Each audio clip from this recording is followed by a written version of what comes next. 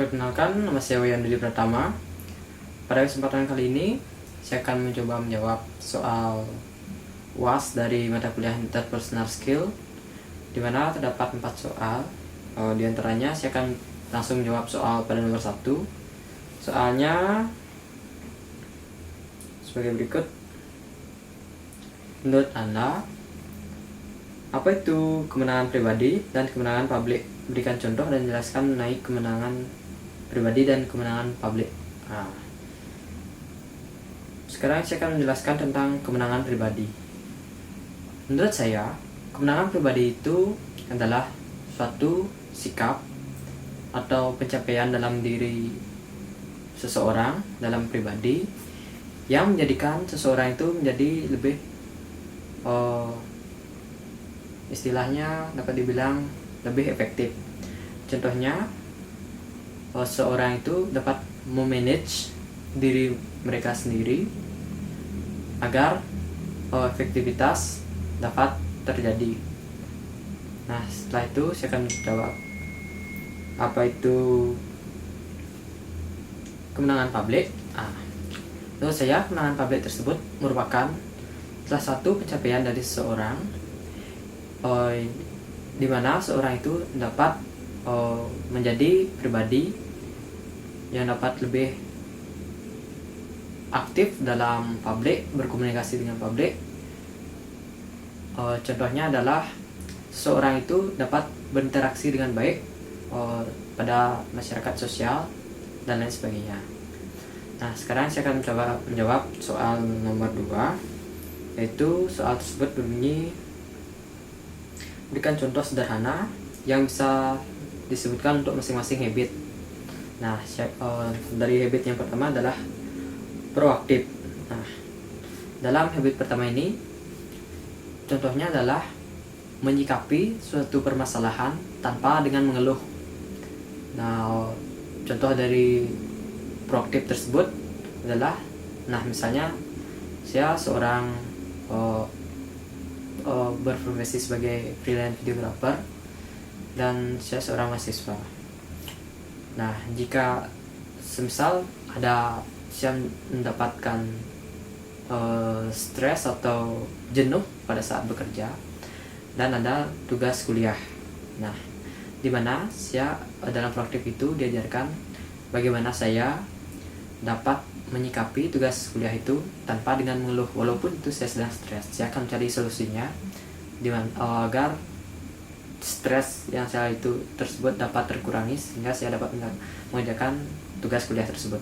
Nah, selanjutnya ada pada habit kedua, ada mulai dengan tujuan akhir.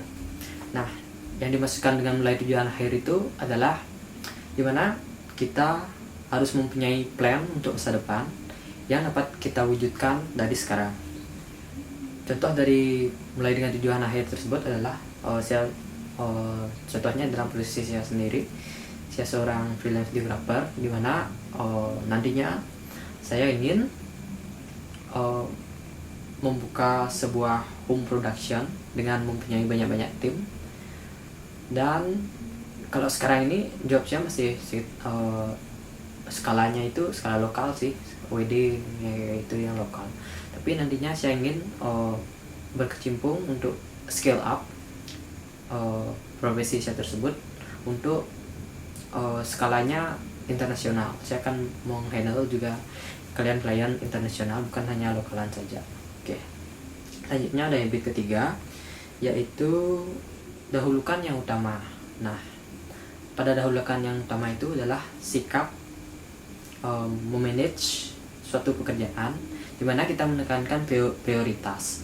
Nah, prioritas itu dapat dijalankan dengan acuan. Kita harus memilahnya bagaimana suatu pekerjaan itu yang memiliki urgenitas atau bisa disebut mempunyai kepentingan yang mendesak,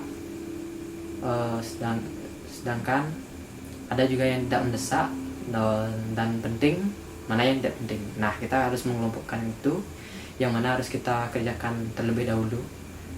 Nah, itu adalah termasuk dalam dahulukan yang utama. Nah, contohnya tersebut adalah saya mempunyai job dari klien. Contohnya, saya mempunyai job editan dari klien. Nah, dan sedangkan saya juga mempunyai tugas kuliah. Sedangkan dua pekerjaan itu memiliki kepentingan yang sama, yang menurut saya itu pekerjaan yang penting, tetapi kedua pekerjaan tersebut mempunyai tenggat waktu yang berbeda.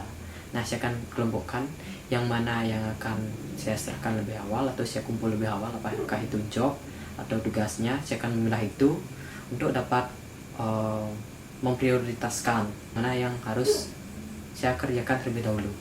Oke, lanjut pada habit selanjutnya, berpikir menang-menang. Nah, dalam berpikir menang-menang ini menurut saya adalah sikap dimana kita terdapat toleransi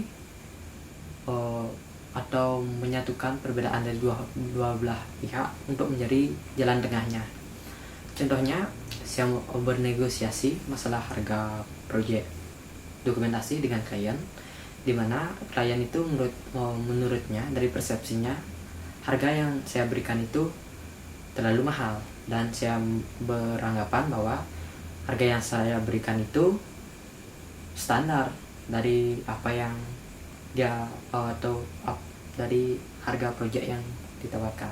Nah, dari sana saya coba bernegosiasi untuk mencari jalan tengahnya, dimana agar dia enak juga, fit deal dengan harganya, dan saya agar tidak rugi juga. Nah, saya akan cari jalan tengahnya, yaitu menentukan nominal harga yang cocok untuk proyek tersebut. Oke, selanjutnya ada berusaha mengerti terlebih dahulu. Nah, ini konteksnya berusaha mengerti terlebih dahulu, konteksnya itu ke sosial atau kita berinteraksi dengan orang sosial, berinteraksi dengan masyarakat sosial, bersosial lah istilahnya itu, dimana kita harus lebih mengerti terlebih dahulu tanpa kita memberikan tanggapan. Contohnya, saya itu berinteraksi dengan teman, semisal sharing atau teman ada masalah. Nah, saya di dalam habis mengerti terlebih dahulu itu, mengerti terlebih dahulu itu saya diajarkan untuk mendengarkan permasalahan yang dimiliki oleh lawan bicara saya terlebih dahulu tanpa saya menginterceptnya, begitu. Lanjut, ada mewujudkan sinergi. Nah, dalam mewujudkan sinergi ini, contohnya kita dalam bekerja sama dalam satu tim untuk menggarap suatu proyek. Nah, kita harus bekerja sama untuk mendapatkan atau memecahkan suatu permasalahan yang ada. Itu namanya sinergi, atau semua pendapat dikumpulkan untuk memecahkan satu masalah gitu. Oke. Nah, yang terakhir ada habits ke-7 adalah mengasah gergaji, dimana pada habits ini saya diajarkan untuk melatih diri, terus berlatih agar apa yang saya terapkan itu dapat maksimal. Contohnya, saya berkecimpung di bidang videografi. Nah, dari dulu pertama kali saya terjun dalam dunia tersebut, saya tidak tahu apa-apa. Karena itu saya akan berlatih sampai akhirnya saya dapat mendalami profesi tersebut, begitu. Selanjutnya ada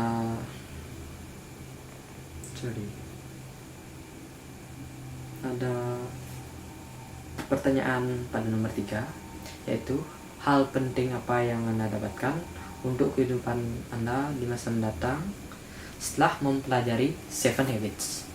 Oke, hal penting yang saya dapatkan itu adalah untuk memotivasi diri sendiri dalam menjalankan kehidupan di masa mendatang. Salah satunya adalah bagaimana saya memanage waktu, saya dapat menjadi pribadi yang lebih efektif, dan tentang cara saya berkomunikasi atau berinteraksi dengan masyarakat sekitar atau berinteraksi dengan sosial, cara berinteraksi dengan baik dan sopan. Nah, setelah itu saya akan menjawab soal nomor terakhir, yaitu soal nomor 4, dimana soalnya ceritakan tentang cara Anda merubah kebiasaan setelah Anda mengikuti mata kuliah interpersonal skills selama 1 semester ini. Nah, setelah saya mempelajari mata kuliah interpersonal skill dalam 1 semester ini, banyak perubahan yang saya rasakan pada diri saya sendiri, seperti cara saya memanage waktu, yang dulunya saya sering menunda-nunda pekerjaan, dan sekarang saya lebih efektif dalam melaksanakan pekerjaan dengan memanage waktu, mengenalkan prioritas.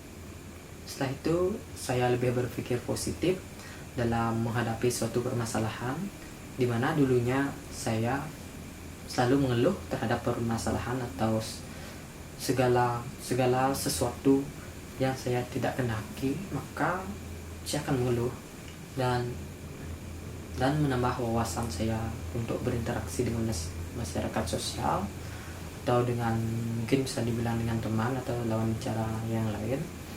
Yang awalnya saya itu sering, kalau saya berinteraksi itu tanpa memahami apa topiknya secara komplit, dan pada saat berinteraksi sedikit saya dengarkan, saya langsung intercept. Nah, di sana saya belajar untuk memahami suatu permasalahan terlebih dahulu tanpa menginterceptnya.